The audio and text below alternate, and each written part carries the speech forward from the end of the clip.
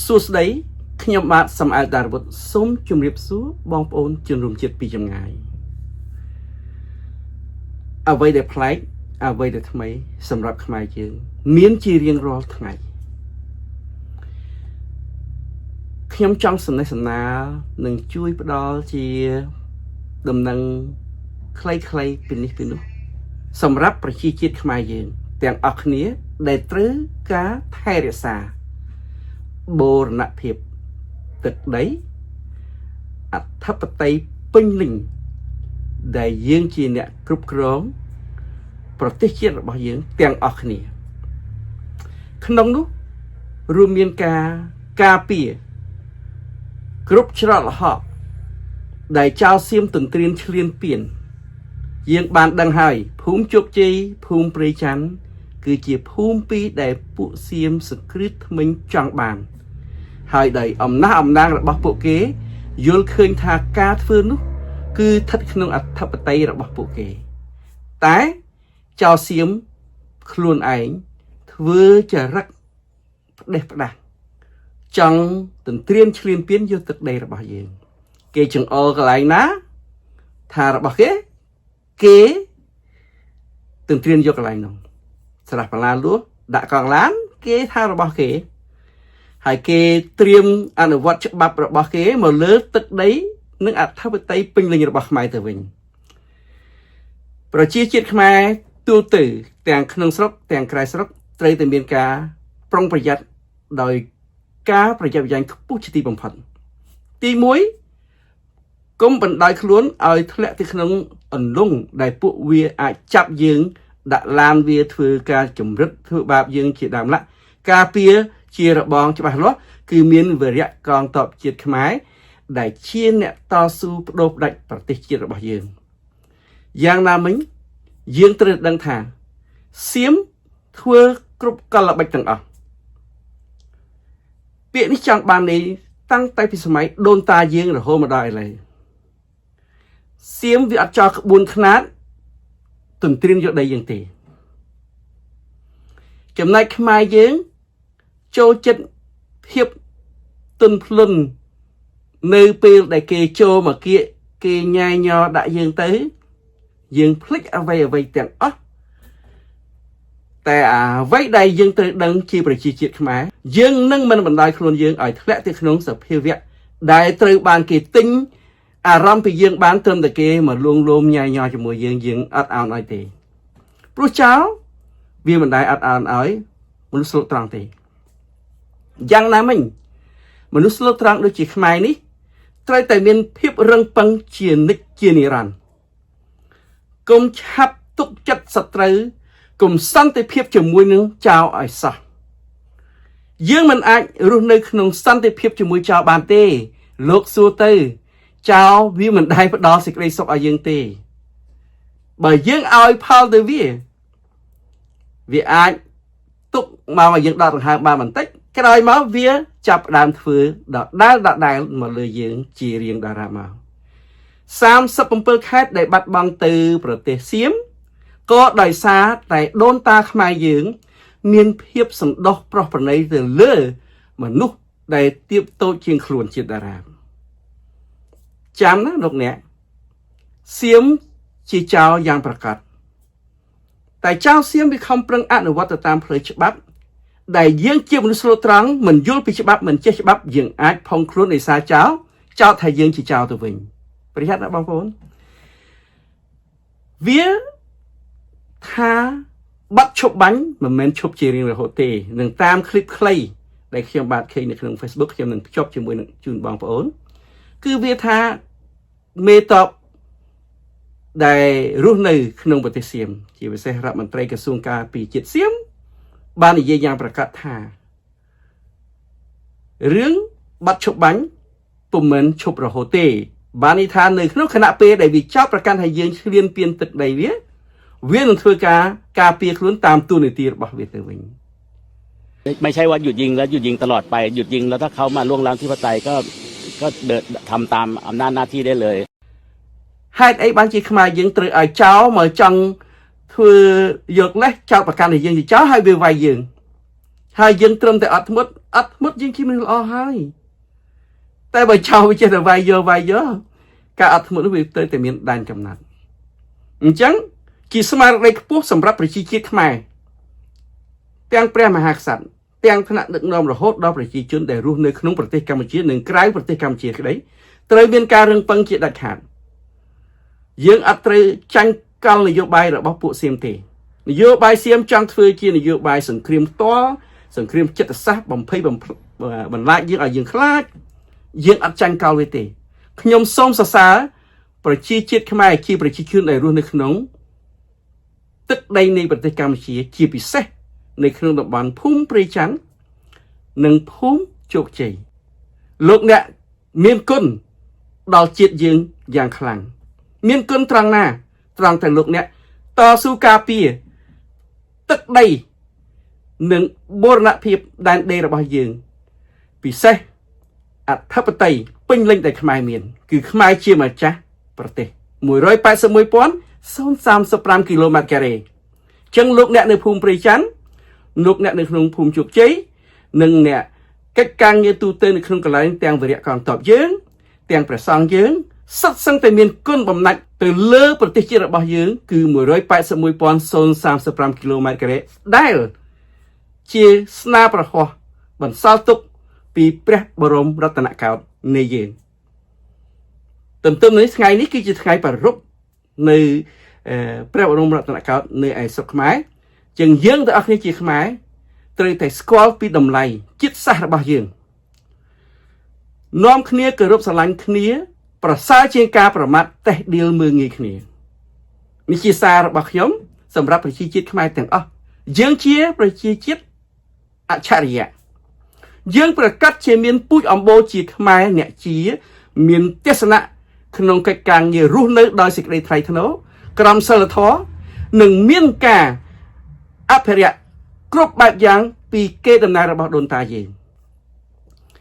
សម្រាប់បងប្អូនភូមិព្រៃច័ន្ទនិងភូមិជោគជ័យ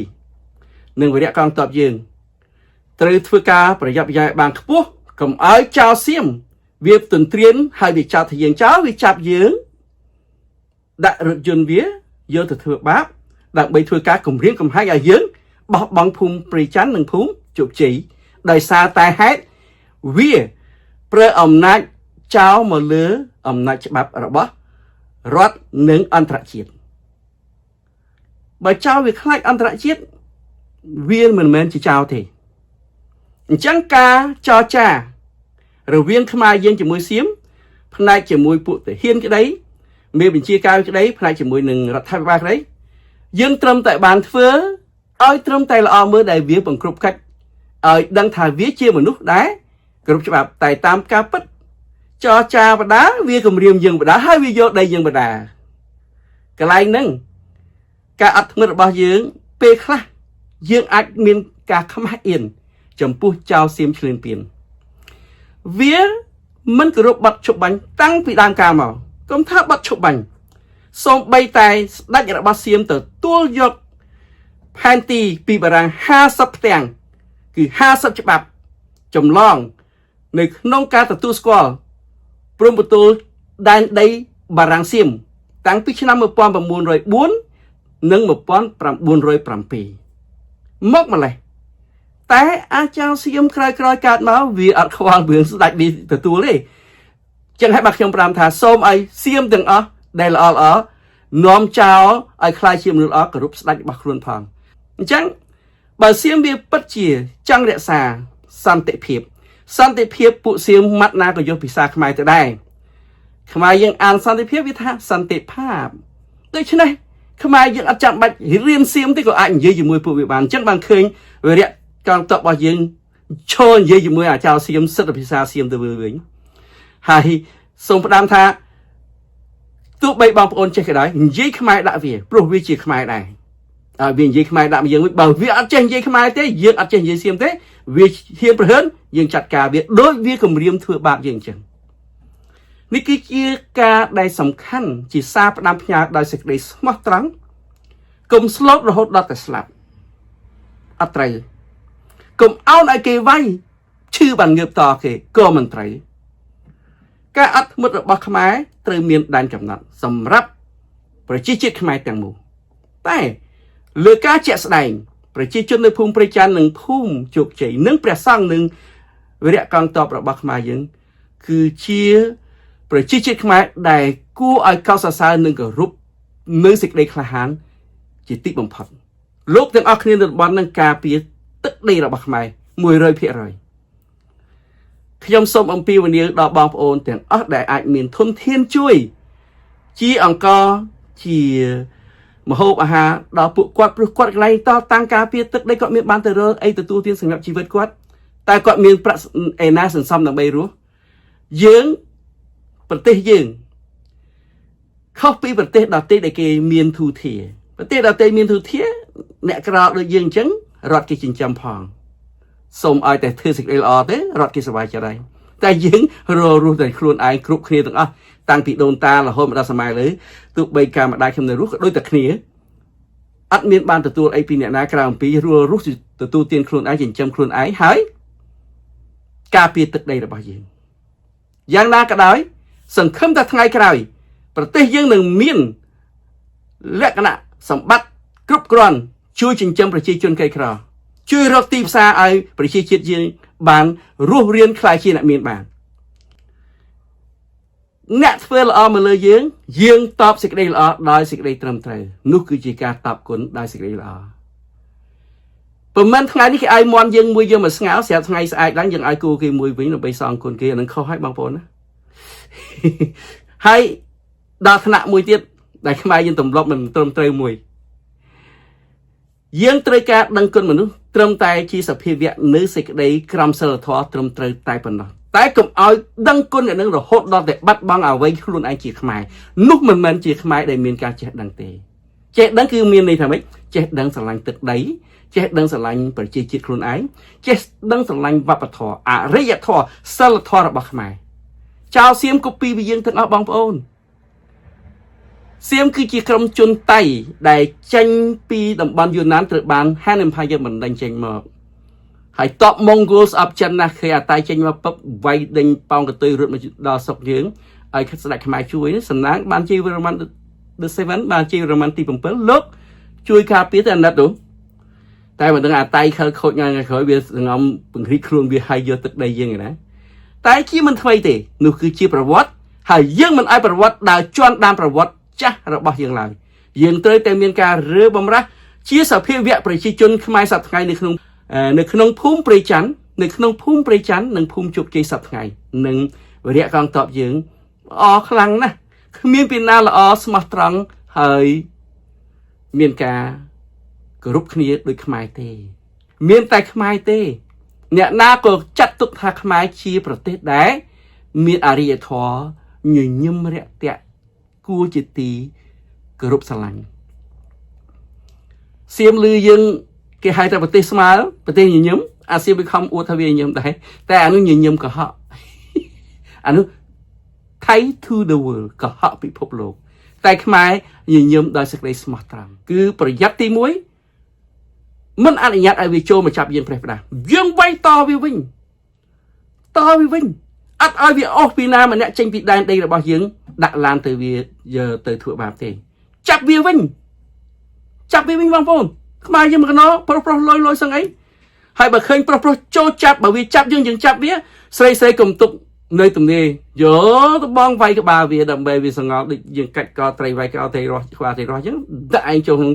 ចាប់បញ្ចូលដាក់ក្នុងគុកយើងវិញហើយឲ្យវាសុំចរចាកុំខ្លាចវាកុំចាញ់កោលវាធ្វើជាខ្មែរត្រូវតែមានភាពក្លាហានដោយសេចក្តីត្រឹមត្រូវសៀមវាអត់ដែរខាតប្រយោជន៍វាទេរដ្ឋាភិបាលវាដែលខ្ញុំហៅថាទីងមុំគឺវាប្រជុំជាមួយយើងចរចាវិញចាប់ដៃវាយើងនឹងសប្បាយអត់ហ៊ានវាចូលមករុករៀនយកទឹកដីរបស់យើងពាក្យរុករៀននឹងអាសៀមវាហៅថារុករានអញ្ចឹងពាក្យណានៃខ្មែរនិយាយពាក្យវានិយាយពីយើងវាគប់ពីយើងទាំងអស់ប្រាប់ថាអាមនុស្សចម្លងអាជាតិសាសពុតបត់កុហកបោកប្រាស់យើងត្រូវហៅវាអញ្ចឹងកុំហៅអីសៀមណាក៏ដោយលើកឡើងតែបុគ្គលសៀមដែលគេមានការចេះដឹងគឺល្អគឺស្រឡាញ់សេចក្តីសុខសៀមនោះដែលយើងត្រូវរាប់អានតែផុតពីអ្នកនោះ គឺយើងអត់ទៅរាប់អានវាទេហើយប្រយ័ត្នអបាយកលរបស់វាសូមឈប់ចាប់ដៃវាទៅឲ្យវាសំពះយើងវិញប្រាប់ថាកម្ពុជាសំពះប្រាប់វាថាខ្មែរលើកដៃសំពះព្រោះចៅសៀមឯងលួចសំពះពីខ្មែរទេមែនទេបងប្អូនខ្ញុំសង្ឃឹមថាការនិយាយរបស់ខ្ញុំជាការលើកទឹកចិត្តបងប្អូនទូទៅដែលរស់នៅលើតំបន់ព្រៃច័ន្ទនិងជោគជ័យជាពិសេសរស់នៅលើពិភពលោកយើងត្រូវតែជួយគ្នាយើងត្រូវតែការពារដើម្បីទឹកដីដូនតារបស់យើងចាំណារៀនគោរពស្គាល់គុណចំពោះអ្នកដែលមានគុណហើយគុណនោះជាគុណប្រយោជន៍សម្រាប់ជាតិមិនមែនគុណសម្រាប់ជាតិសាសន៍ផ្សេងទេចាំបងប្អូនព្រះបរមរតនកោដ្ឋថ្ងៃនេះគឺជាថ្ងៃដែលគេប្រពៃពិធីយើងក៏មានសេចក្តីសោមនស្សរីទទួលនូវសេចក្តីល្អពីព្រះអង្គដែលបានផ្ដល់181,035 គីឡូម៉ែត្រការ៉េសម្រាប់ខ្មែរដែលរស់តចំនួនទៅមុខទៀតលោកឃើញទេ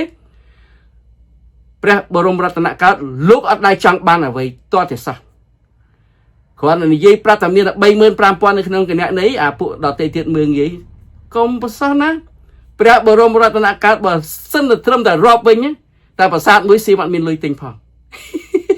អត់មានទេបាទអត់មានទេតែព្រះអង្គ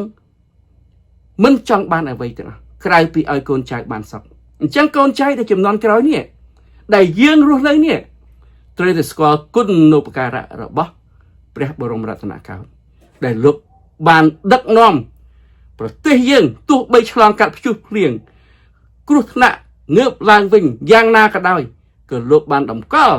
181,035 គីឡូម៉ែត្រការ៉េនៅអង្គការសហប្រជាជាតិហើយទទួលស្គាល់ជាលក្ខណៈអន្តរជាតិជាផ្លូវការដូច្នេះសូមរក្សាកុំឲ្យបាត់បង់ប្រជាជាតិខ្មែរចំនួនមុនតាំងពីជ័យវរ្ម័ន1 2 3 4 5 6 7 8 9ជ័យវរ្ម័នមានសូរ្យវរ្ម័ន1 2មានគ្រប់សន្តានទាំងអស់ហើយយើងស្គាល់ណាជ័យវរ្ម័នទី7មានឈ្មោះដើមថាជ័យធនពេលហ្នឹងខ្ញុំចង់ឲ្យបងប្អូនចាំថាអ្នកនិពន្ធខ្មែរយើងដោយសារឃើញលក្ខណៈសម្បត្តិព្រះអង្គមានភាពឆ្លៀសវៃខ្ពង់ខ្ពស់ការពារប្រយោជន៍ជាតិជាអាណាចក្រទើបសរសេររឿងធនជ័យនោះឯងអញ្ចឹងអ្នកនិពន្ធមិនហ៊ានដាក់ជ័យធនក៏ដាក់ធនជ័យហើយហេតុអីបានធនជ័យឆ្លាតម៉េះប្រកែម្លេះហ៊ានប្រើដល់ស្ដេចសង្ខេបត្រឹមប៉ុណ្ណឹងជាចំណាប់អារម្មណ៍របស់ខ្ញុំទេតែបើការនោះជាការពិតរបស់ស្នាដៃអ្នកនិពន្ធខ្មែរប្រើប្រាស់លក្ខណៈសម្បត្តិយកព្រះនាមរបស់ព្រះអង្គគឺជ័យវរ្ម័នទី7ខ្មែរយើងដែលមាននាមដើមជាជ័យធនហើយមកសរសេរសាច់រឿងចំនួនថ្មីថាធនជ័យនោះឯងចឹងខ្ញុំបាទគ្មានអ្វីនឹងផ្ដាំផ្ញើក្រៅអំពីពង្រឹងស្មារតីទាំងអស់គ្នាជ្រុំជ្រែងគ្នាឡើងការពារប្រទេសជាតិយើងការពារប្រជាជាតិយើងនឹងមិនអនុញ្ញាតឲ្យពួកចៅសៀមបន្លំធ្វើជាម្ចាស់មកចោតយើងជាចោលទេយើងជាម្ចាស់យើងត្រូវតែហ៊ានប្រាប់វាស្ដាស់កែវត្រាតសុរិន្ទជាខេត្តរបស់ខ្មែរនៃអាណាចក្រខ្មែរហើយប្រាប់វាឲ្យច្បាស់យើងជាប្រជាជាតិអច្ឆរិយៈមានការបន្សល់ទុកនៅបេតិកភណ្ឌជាតិនិងអន្តរជាតិសម្រាប់ប្រជាជាតិលើលោកបានឃើញបានយល់បានស្គាល់អំពីបុព្វវីរៈដូនតាខ្មែរស្នាដៃឆ្នាំគ្មានពីរលើលោកខ្ញុំសូមអរគុណខ្ញុំបាទសំអាតដារវុធសូមជម្រាបលា